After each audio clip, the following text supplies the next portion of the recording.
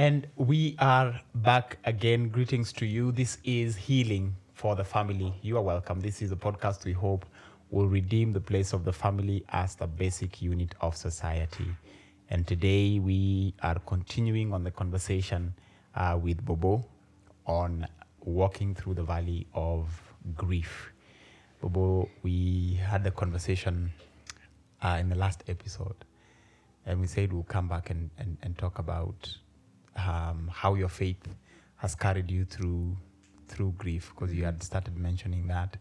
Yeah. How you know Jesus is all you have. How has the faith been like to you? And I'm also curious about it because you gave your life to Christ after you lost both your parents. Yes. So how has it been, the journey of faith with grief together? I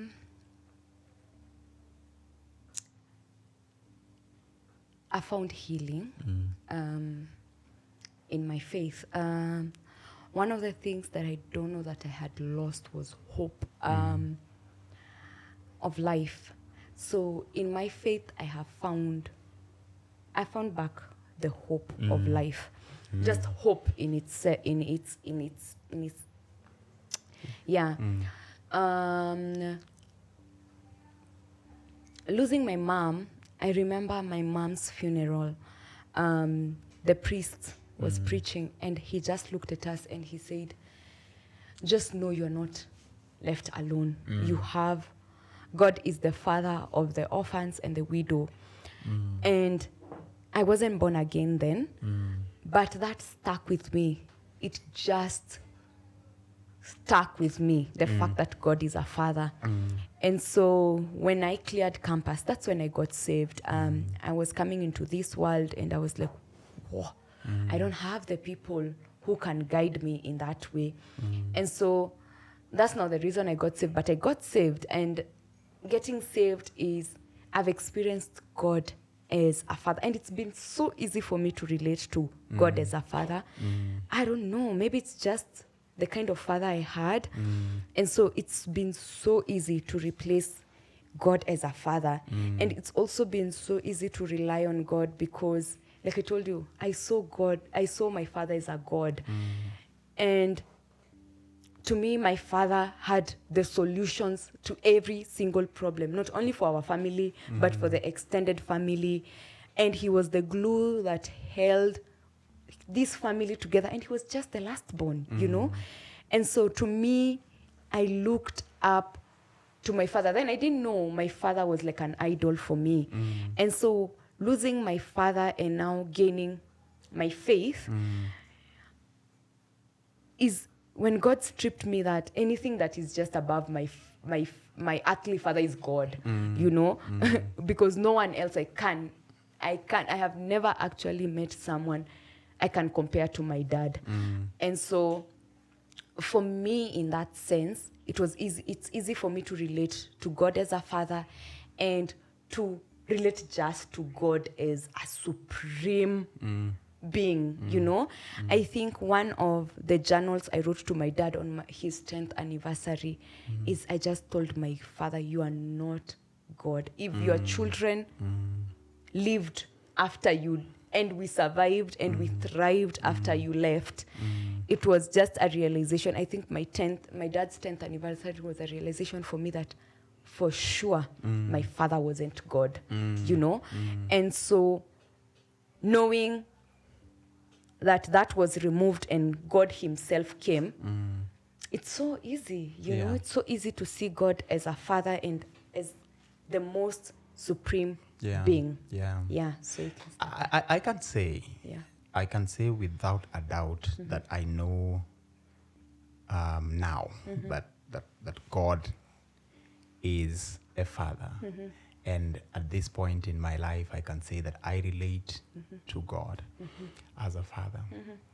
But that took me a long while. First, because I didn't have an understanding. I was born again when my father died, but I don't really think that I understood the concept of the fatherhood of God. And so at that stage in my grief, all I wanted was my father. Yeah. And I didn't wrap my head around God being a father. But the other thing I understand is God is, now that in retrospect and as I look at it, God is a father, whether we know him to be a father or not. Yeah. And he is present in that space of grief, whether we know it, whether we understand it, or whether we understand it. Or so he doesn't need our understanding of it for him to be a father. It is we who grow. It is it has had to be me growing in my understanding, in my relationship with me, to now make sense of it was actually God taking care of me in the absence of my father. And even go deeper to understand that even when my father was alive, he couldn't have fathered me. Yes. A funny thing, I met my father much later in life. I think I was about 13, 14 when I met him. So I'm imagining the season, the period between birth and the time I met him. Yeah. God was there. Yes. After I met him, God was there, because even with his being alive, unfortunately, poverty had done a number on him. There are things he couldn't provide for us, but I wouldn't say we really lacked in that sense. Yeah. Who was it that was taking care of us? It was God. So what has had to happen to me is to grow in understanding that it was actually God holding those doors, those amazing doors that I've gone through. It was God standing on the other side of the door and holding them as a father would. So those milestones that my father missed, and I regret his missing, and I feel sad that he wasn't there. God was there. Yes. My heavenly Father was there. So now that I have grown in that understanding, it makes a lot of sense, and I feel like it has made my grieving much easier. So now I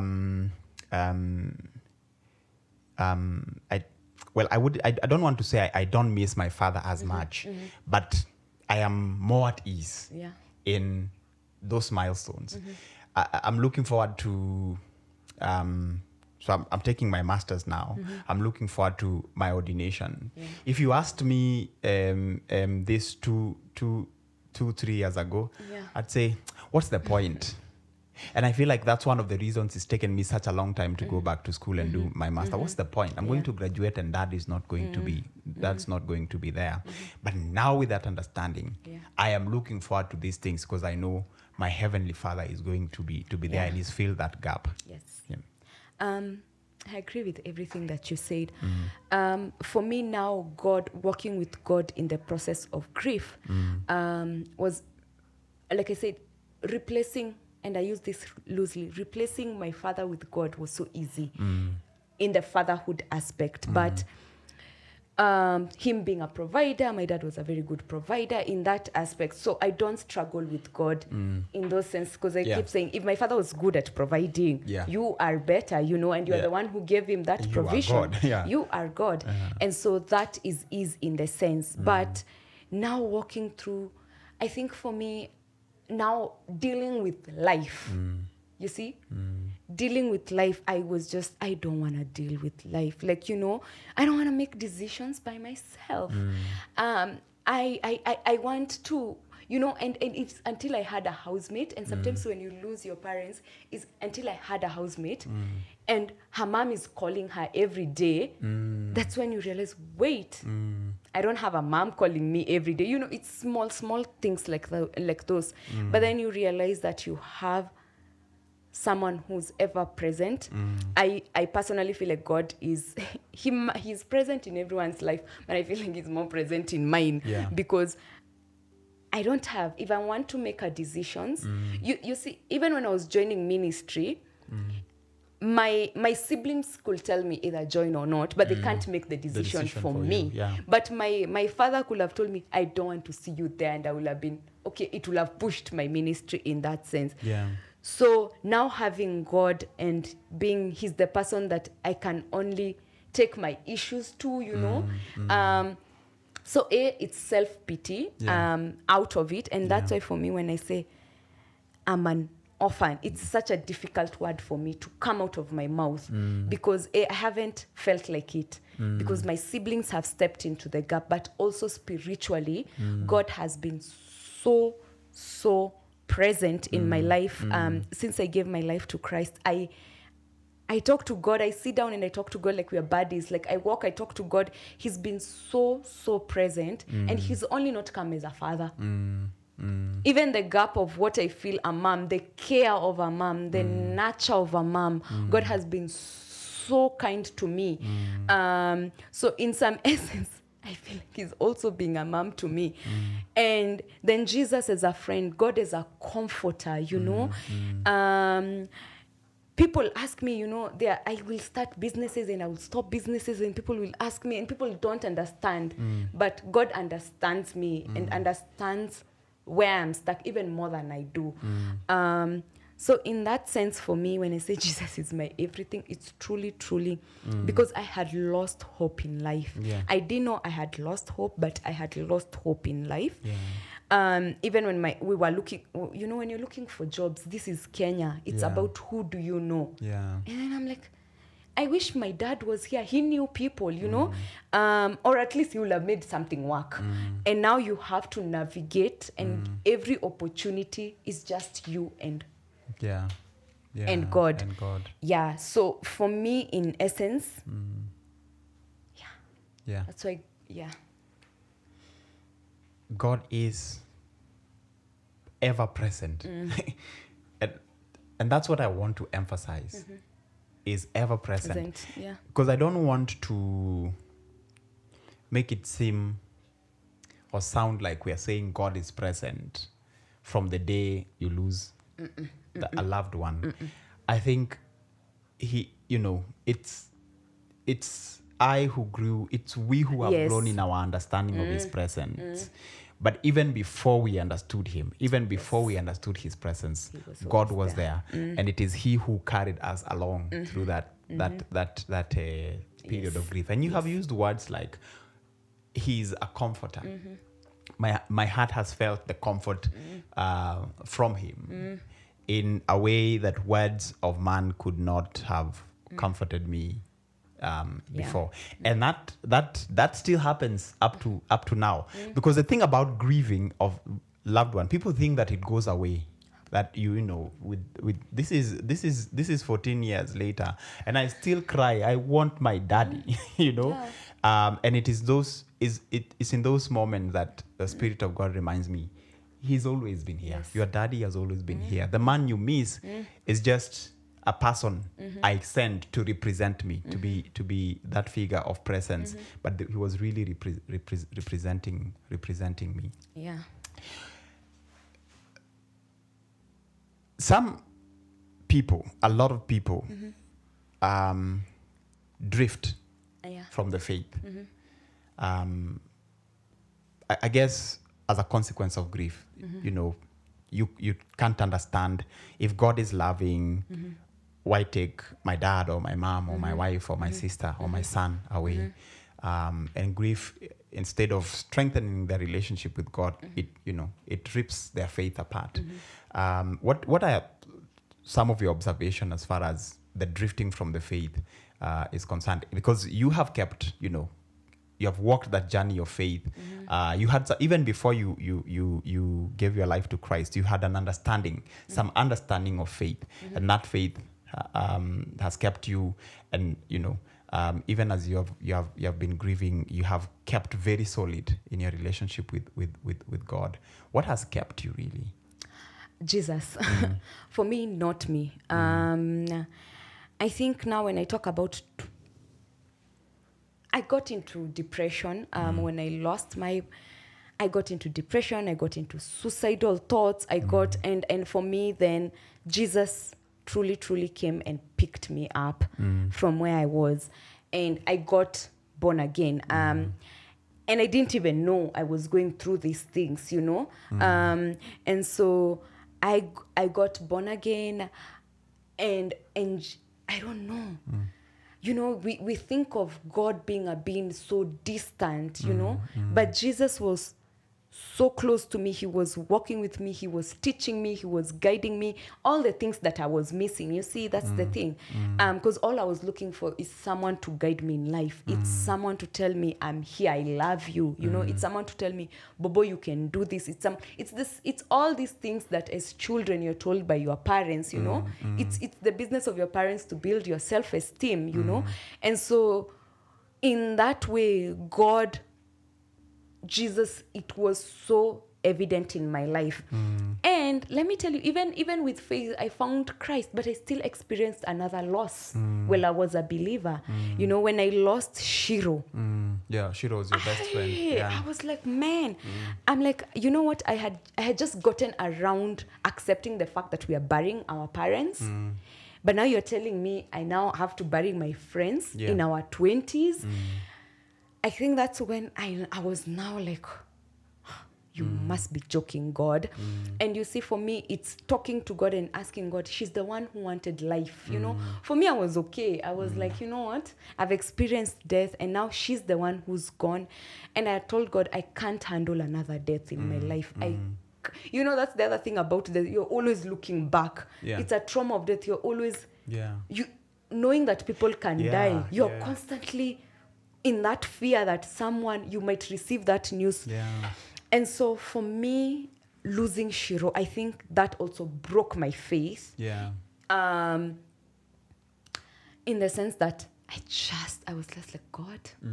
Because there's no point I saw Shiro passing on. And it's not that we hadn't received reports, you know. Even the doctors were telling us, this chick, we're just giving her a few months. But even then, I was like, she's going to beat this. I don't know, it's the ignorance. I kept asking me, was that so much faith, or it was just the ignorance, the fact that she's young, you can tell she can beat this, you know? And so when it didn't happen, I lost all hope again. And now you say I'm in the faith. Then I wasn't in the faith. I lost all hope again. And I think that's when I realized the God of the valley. We know the God of the mountain. We know the God of when I'm going through. Yeah. And that's when I understood the God of the valley, when God says he's a friend. I think for me that season, God was a friend. When we say, and when you're saying God is ever present, is that God is everything. God can be anything. You know, see, God is not only a father, he can be a friend. In that season, I just told God, I don't want to do life anymore. Because the reason I'm living for you also, you know, because you're the one thing that can't die. I'm also living for you. But now, what's the point of living on this earth? Because everyone I feel like I'm loving is, you're taking them away from me. Then take me. Either way, I have you, we will be with you. And God had to beg me to stay alive. Like, I don't know how to explain that, but it's like a friend telling you, ka tu hapa. Like, ka hapa. And I don't know how I did it. It was just every day you wake up and God, you know, there's a season where God has to be so big in your life and the Spirit of the Lord has to be so big in your life. And I don't know, it's not something you find for yourself. It's just God's grace, and God's grace is he's the one who gives comfort. I don't know how I can explain that, but I just know when they say you're with me in the valley, I get it. I totally get it now. Yeah. I feel like the other thing that losing a loved one does to you is that it creates a sense of paranoia. Yeah, you become paranoid. Yeah. And I don't know how to explain this, but there are some phone calls you dread. You dread certain phone calls. You dread hearing that someone is sick. My mom got sick now 4 years ago in 2018. Really, really, really sick. And I remember just going crazy about it. wanting to, and she, she was not in Nairobi, so I would want to go and see her. It had to take the intervention of my grandmother to tell me, listen, she is safe. She's with us. Just be easy about it. Yeah. But there is a paranoia of thinking, I don't want what happened to my dad to happen to her. But I also don't want the feelings, the things I felt, the anger, the regret, the pain. If I had just been present, I don't want that to. I don't want to have to go through that. And there is the deceptive sense of thinking that, there's something I can do to protect this person. And so there is that deception that maybe this person's life is in my hand. And if I had a little money or a little time with them, or just be a little bit present with them, I can help them cheat death. It's a lie. I think one of the things that death taught me is life will humble you. And I think one of the things now after all these losses is there is something, the arrogance you move with in life, you know? Yeah. There's the arrogance there that if you haven't experienced death, you move with in life. Life will show you things. Yeah. Life will remind you your place. And so I have known my place in that sense. That's what I can say. I have known. And maybe that's why it's been even easy to relate to God. Even obeying God has been easy. Is because I now get how life is brutal. You know, when people say life is brutal, Yeah. Death, I'm like, it's brutal. And so there's just a humility that comes, that life will give you, and a humbleness that even in how even you push life or you push things in life, it will give you a perspective that you will learn. Chill, bro. When they say huku si kwenyu. Chill, bro. Chill, relax, So you're not in control, and I think that's the other thing. Maybe that death has taught me, and grief has taught me. First, that I'm not in control, but my perspective of death has also been really informed. My father, like we were talking earlier, and saying about how our fathers were heroes. My father worked in a quarry, and he would lift big boulders, big stones, and break them into pieces. He was he was immortal in my eyes, but he died. This man who would lift heavy metals died. So anyone can die. Everyone. And it's a path that, unless Jesus comes today, unless Jesus comes when we are alive, it's a path that all of us will have to walk. And so, live your life today like it's the last one, because we're all going to die unless Jesus comes. Even how you give to your relationships changes, how you see life changes.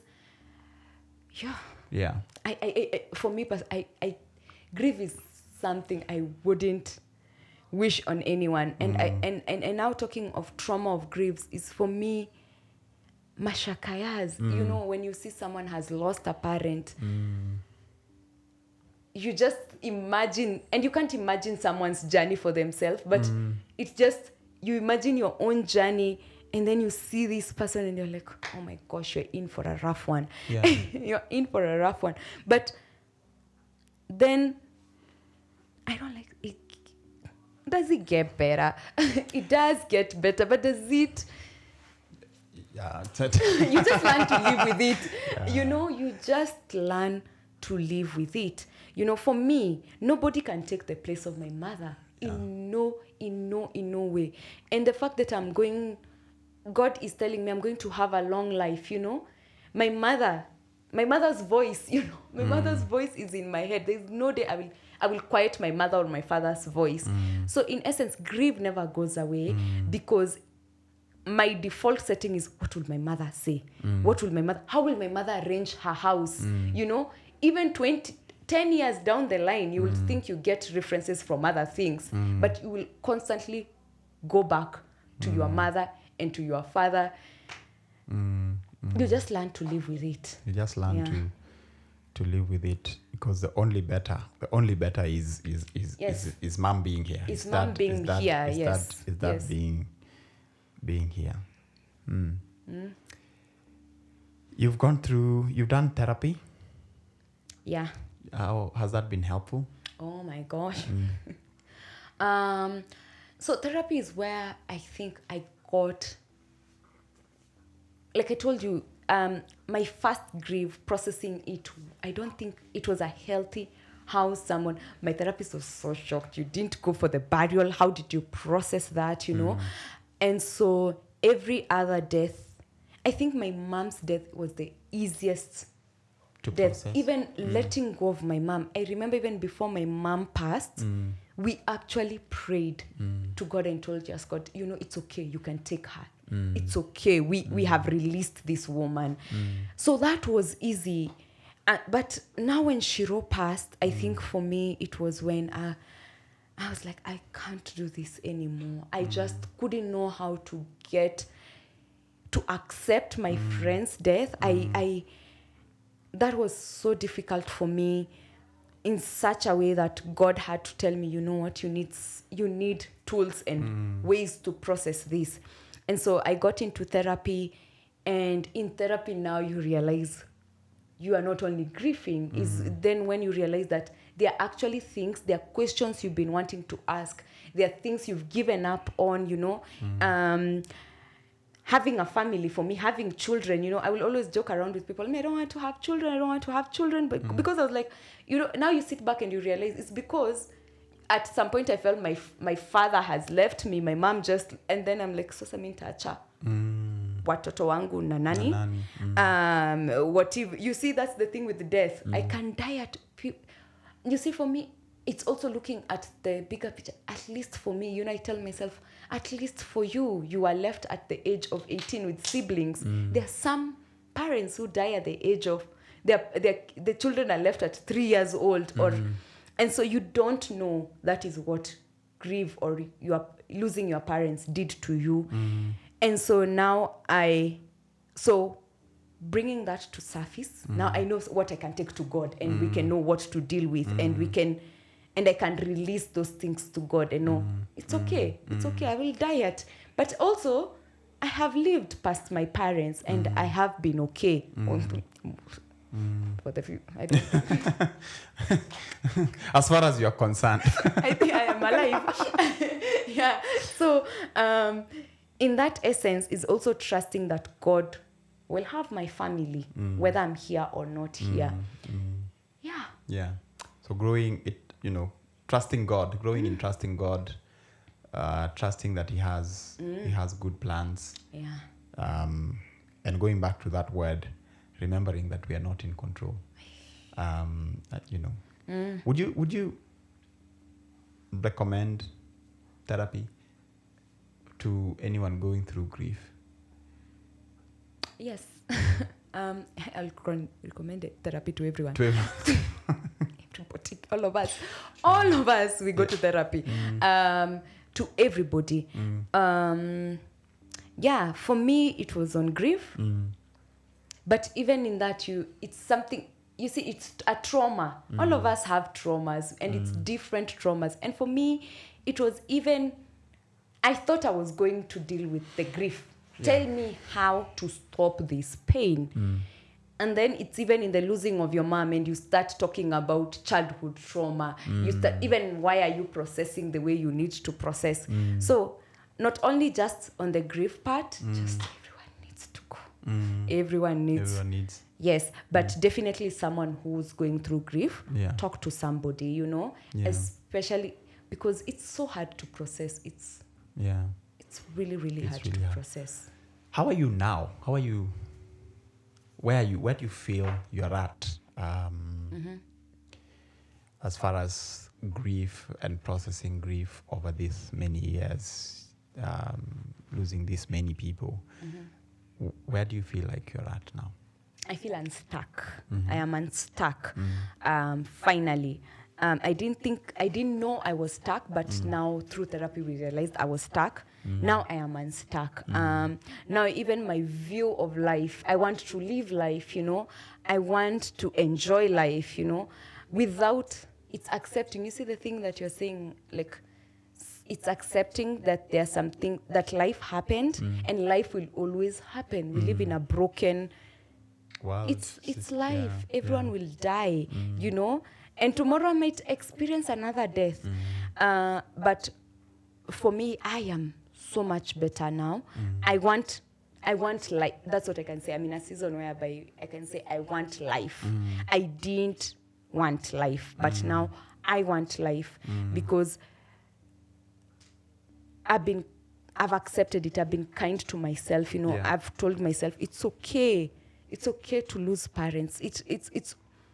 It's okay to be an orphan, because what do? You can't do anything. That's the life that was chosen for you, And so what do we do now that we are here? What can, and it's been a lot, like I say, it's a lot of God and nothing honestly to do with me. It's even wanting that life is God literally begging me and telling me, don't do it. Don't do it, Bobo. Don't do it. Your value to me. And so it's just been God doing it. Yeah. Me, basically, I've just been there. Yeah. Just living and letting God do. I don't know how to explain that, but that has been it. Yeah. Yeah. I don't know if there's a better way to answer to say this other than saying I am trying not to be afraid. I am trying not to be crippled by. So I am.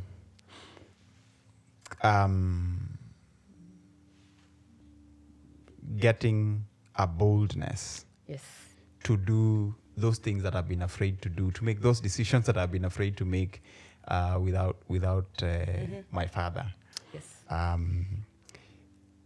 I feel like I take 5 steps forward and 3 backwards, but even with that, I'm still 2 steps ahead. So I'm okay. Maybe sometime I'll have the courage to take less than 3 steps backwards. Yes. So I'll take 2, maybe 2 steps backwards. I know I'm taking steps. I'm not crippled anymore. That's encouraging. Yeah. I know my trust in God as a father has grown. For a long, long time, I couldn't say my heavenly father. I couldn't say God, my father. I can say that now. I can say that now and not be sad. Yeah. I can, I have processed and reconciled in my heart that God is a father. Yes. For me, that's I've made, it's a milestone. I celebrate that. I can sit at events, those celebration events. I sat at my wedding. I sat at the Rora show, and my father was not there, but I sat through it.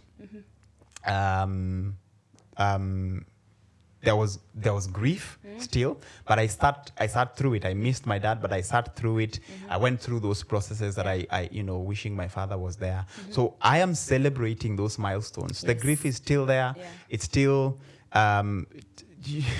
grief sits on you. It sits on your heart like a cold blanket, but you get up. Yeah. Every day. Every day. Take that step. It's cold inside, but there is some sunshine outside. Go get the sun. Go get the warmth of the sun today, and then come back. Rise up again tomorrow and go get the sun. It's warm outside. Yeah, it's warm outside. I think also another measure, just to add on that, is for me, I've had to now look for older people who can speak into my life, because that's what was also what I was missing. That was a recommendation from a therapist. Get older people who can speak to your life, who can cheer you on, so that you don't feel like you have to do everything by yourself, or you just have to put those measures in place. And I thank God I I actually even had all up on my speed dial, and God brought others this year during that session of therapy. And so with that, I have people I can go ask about, if it's marriage, if it's... So the things that I felt like I'm missing, or the perspective that I felt like I was missing in my life, and that's why I would give up, when in my 20s, and the way 20s are just so messy. Can't wait to get out of this ghetto. So messy. So messy. Even relationships are messy. Everything is so messy. And so if you don't have people who are walking with you in that journey, I realized why I keep losing hope and going back and these things. And so that was another thing I had to put in place or in measure. Yeah. And let them know this is the role you're coming to play in my life. Wow. Yeah. That has been helpful? Yes. It's been helpful. Yes. Wow. Wow. There you go. Walking through the valley of grief. David says in Psalm 23, though I walk through this valley of the shadow of darkness, of death, I fear no evil, for you are with me. I don't wish grief on anyone, but sometimes grief will teach you just how present God is. But Mimi, there's something I wish God is. for people. I just wish you can experience the God of the valley. Oh my gosh. The character of God in the valley. That's all. Yeah. We don't know God's love. We don't know the strength of hope until all we have is hope. This is healing for the family. We are praying for you and your family. See you again soon.